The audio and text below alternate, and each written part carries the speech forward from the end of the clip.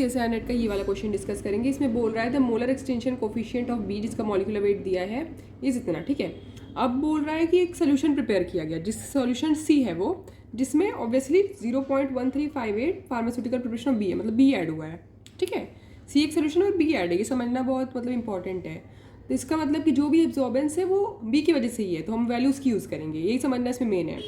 Okay, बोल रहा है और उसमें इतना ग्राम हमारा सोच के बी का है, और फिर बोल रहा है एब्जॉर्बेंस उसका इतना है। ऑब्वियसली एब्जॉर्बेंस किसकी वजह से, बी की वजह से है ना, सी सोल्यूशन है तो क्या हुआ, बी की वजह से है, ये वाला समझना मेन है।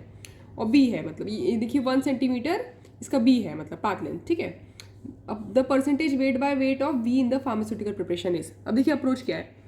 एक तो देखिए ये वैल्यू दिया है 0.1358 वेट का, एक दूसरा वेट हमें निकालना है कि ये सोल्यूशन बनने पे कितना वेट है, ठीक है। तो बस इसको निकाल देंगे।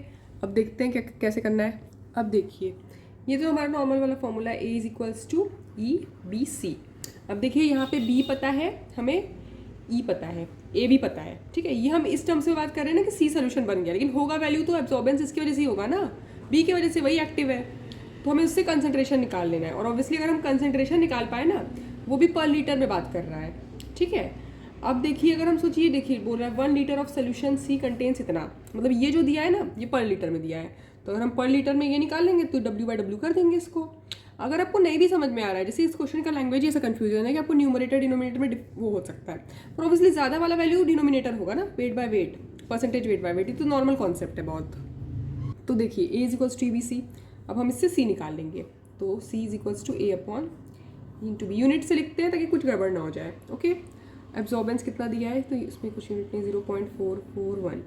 E का दिया है 4 × 10⁻³ लीटर पर मोल पर सेंटीमीटर इंटू 1 सेंटीमीटर, ठीक है। ये कट गया, लीटर पर मोल है मतलब ये ऊपर। अब देखिए हमें क्या चाहिए, weight by weight. Weight by weight मतलब क्या, मोल लीटर लिखने से तो नहीं होगा, हमें ग्राम चाहिए कैसे भी। अब हम इसको कैसे भी ग्राम में कन्वर्ट करेंगे, तो चलिए देखते हैं। यूनिट 0.441/4 × 10⁻³ ये लीटर तो नीचे है, चलिए ऊपर मोल है। अब हमें यहाँ से ग्राम चाहिए, तो हमें देखिए मॉलिक्यूलर वेट वो दिया भी हुआ है, तो मॉलिक्यूलर वेट हमें पता है ये क्या होता है, ग्राम पर मोल। तो अगर हम इससे मल्टीप्लाई कर दें, अगर हम सोचिए इससे मल्टीप्लाई करते हैं ना, ये बहुत कॉमन है, हम यूनिट से कैंसिल करना हमने ये इलेक्ट्रो में भी सीखा हुआ है, ठीक है। ग्राम पर मोल, तो मोल मोल तो कट जाएगा, और मोल मोल कट गया तो ग्राम पर लीटर।